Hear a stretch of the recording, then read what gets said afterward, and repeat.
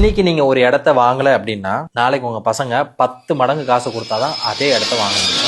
2004ல OMRல ஒரு கிரவுண்டோட பிரைஸ் பாத்தீங்கன்னா 3 to 8 lakhs rupees இருந்துச்சு. அதே கிரவுண்டோட விலை இன்னைக்கு 80 lakhsல இருந்து 2 crores வரைக்கும் போகுது. அதே மாதிரி ஆவடியில 20 வருஷத்துக்கு முன்னாடி ஒரு கிரவுண்டோட விலை பாத்தீங்கன்னா 2 lakhs.